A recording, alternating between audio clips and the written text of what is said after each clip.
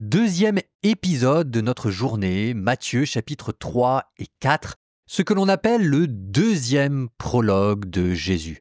Après la naissance, nous avons maintenant les premiers pas de Jésus dans le ministère apostolique. Ce sera le récit de son baptême.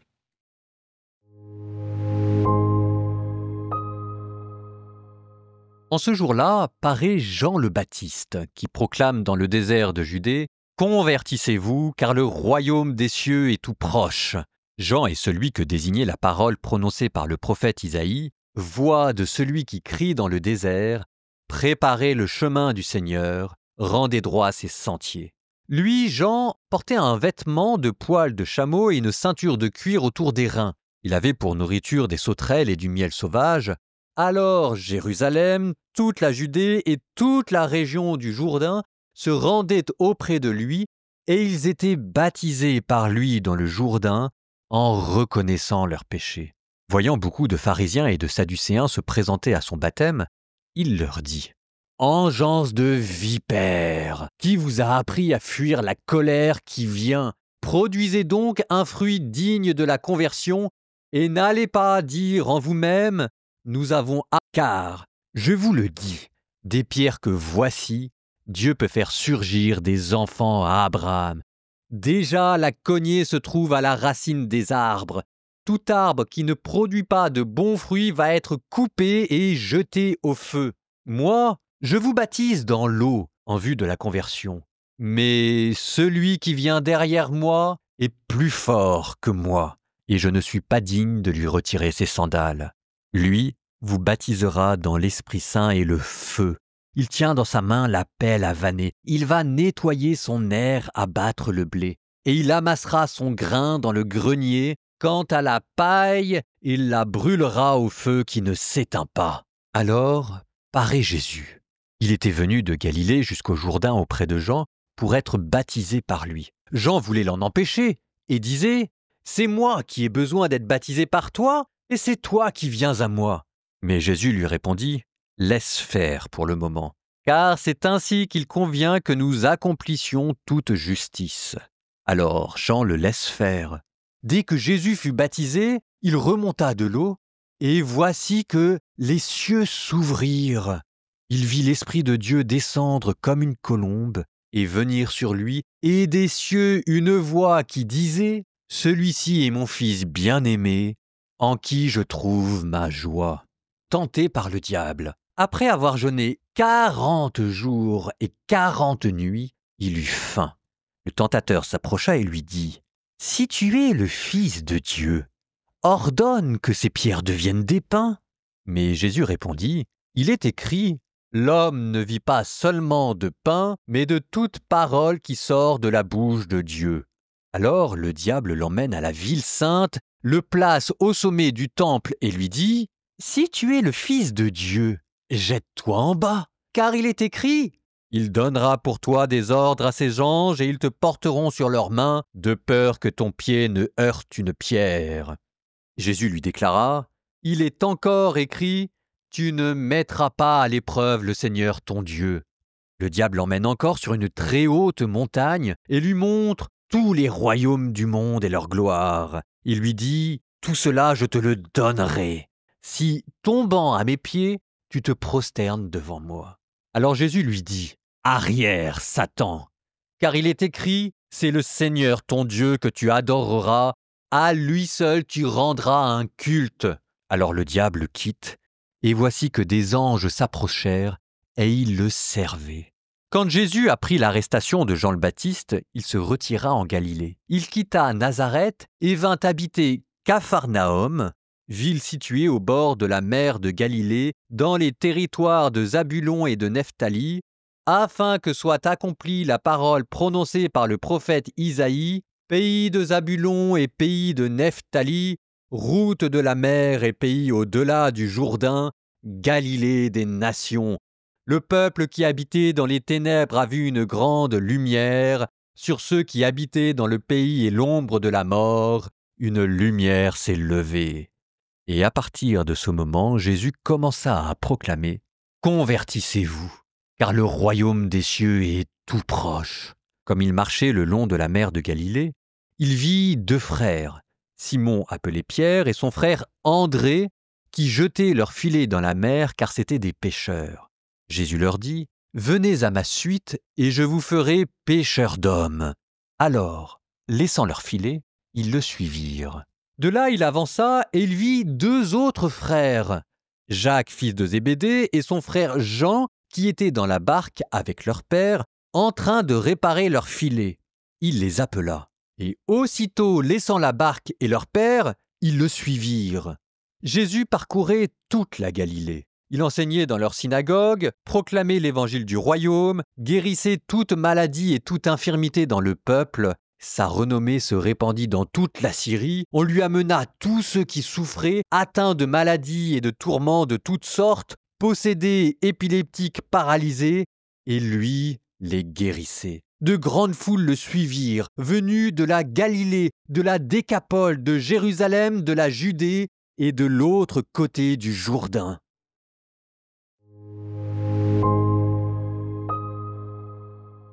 Vous avez vu comment nous sommes passés d'un prologue à un autre et comment Jésus a pris en une seule page 30 ans. C'est parce que dans la psychologie ancienne pour l'Antiquité, la genèse des individus, ce que nous appellerions nous la psychogénèse, l'histoire de la tendre enfance, n'était pas très considérée dans l'Antiquité et on passait directement au premier fait notable dans la vie d'adulte, ce qui caractérise un homme. Et là, le premier fait notable qui caractérise Jésus, son entrée dans le monde des adultes, mais donc pour les anciens, le monde tout court, c'est son baptême. Avec, vous avez vu, ça c'est quand même la beauté de lire la Bible en continu, comment est-ce que sans transition, nous sommes tout de suite amenés du baptême de Jésus aux tentations. Et même dans le grec, c'est encore plus flagrant. Parce que dans le grec, c'est marqué, et une fois qu'il se releva, pour regagner l'autre rive, l'Esprit Saint ekbalo, l'Esprit Saint le jeta, le poussa dans le désert pour y être tenté par le diable, sans transition aucune, ce qui vous parle de votre baptême. Le baptême est beaucoup de choses. Le baptême, c'est le pardon des péchés, le baptême, c'est l'adoption filiale, mais le baptême, c'est aussi l'entrée dans le combat et la lutte spirituelle. Nous qui avons promis de renoncer au diable, à ses pompes et à ses séductions, qui avons promis de refuser la tentation et le péché pour aimer Dieu de tout notre cœur, de toute notre force, de toute notre âme. Ok, reprenons. Jean le Baptiste représente, si vous le voulez, la part humaine du baptême. Qu'est-ce que vous pouvez offrir de mieux à Dieu? Eh bien, ce que vous pouvez offrir de mieux à Dieu, c'est votre repentance. Le désir de vouloir commencer à nouveau une nouvelle vie en demandant pardon pour ce qui n'a pas été exceptionnel et ensuite vous tourner vers le bien. Et ça, c'est la figure de Jean le Baptiste. On dit de Jean le Baptiste qu'il résume à lui seul tout l'enseignement des prophètes. L'Ancien Testament en une seule phrase. Et l'Ancien Testament prépare l'Évangile.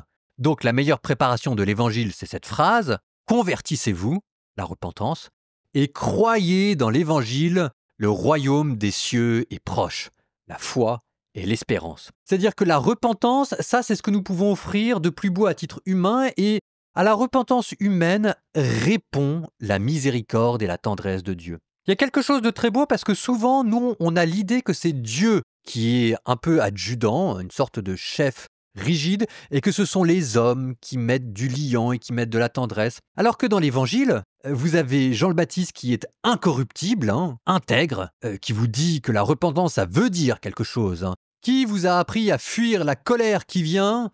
Produisez un fruit digne de votre repentance. Tout arbre qui ne produit pas de fruits sera coupé et jeté au feu, et déjà la cognée est à la racine. Il y a quand même une forme d'intransigeance, voire même de sévérité de la part de Jean le Baptiste. Mais ce qu'il y a de très beau, c'est que cette sévérité n'est pas gratuite et n'est pas le dernier mot. Elle vise à produire l'humilité chez l'homme, et produisant l'humilité chez l'homme, répond à cette intransigeance prophétique, la miséricorde de Dieu. C'est quand même extraordinaire.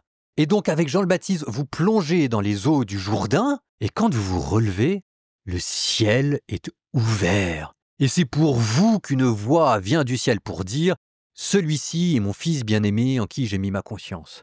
Et ça vous amène ensuite du côté du désert. Maintenant, vous êtes remplis de la force de l'Esprit Saint, parce que, ayant dit devant Dieu que vous étiez à vue humaine incapable d'accomplir la loi et la perfection, Dieu accomplit maintenant pour vous l'effet de sa grâce. Il vous pousse au désert pour être mis à l'épreuve par le diable. Alors, peut-être un petit point ici de vocabulaire. On distingue les épreuves des tentations. Dieu met à l'épreuve, mais Dieu ne met pas en tentation. C'est le diable qui met en tentation. Le diable tente en séduisant votre imagination, c'est-à-dire en la manipulant, dans l'espoir de faire amener la foi à un échec pour aboutir au triomphe du péché. Alors que l'épreuve, quand Dieu met à l'épreuve, c'est exactement l'inverse. Quand Dieu met à l'épreuve, c'est un instant de vérité. Il ouvre vos yeux sur la réalité du monde et vous dites c'est pas facile. Donc c'est une épreuve de vérité qui est censée amener le triomphe de la foi. Parce que l'espoir, c'est qu'ayant vu la réalité, vous vous tourniez vers Dieu qui l'a créé pour que vous lui demandiez de l'aide. Le triomphe de la foi et qui vous permet de prouver aux yeux de Dieu et même à vos propres yeux votre propre valeur. Parce que le but n'est pas simplement d'avoir reçu en nous la vie éternelle, il faut encore la faire nôtre. Le but n'est pas simplement d'avoir reçu l'Esprit Saint, le but est que cet Esprit Saint vienne dans notre âme, dans notre cœur, dans nos bras, dans nos yeux, dans notre bouche, que nous soyons toutes emplis de Dieu. Si Dieu nous a pardonnés, c'est pour que nous devenions saints comme lui. Soyez saints comme moi je suis saint. C'est quand même quelque chose d'extraordinaire, hein. Et c'est Jésus qui nous montre le chemin avec cette triple tentation. La tentation du corps, le pain, les pulsions. La tentation du monde, la richesse, la séduction. Et puis les tentations spirituelles où nous voulons nous mettre Dieu à l'épreuve. Donc il y a là un exemple à suivre. Nous terminons par une prière, au nom du Père et du Fils et du Saint-Esprit.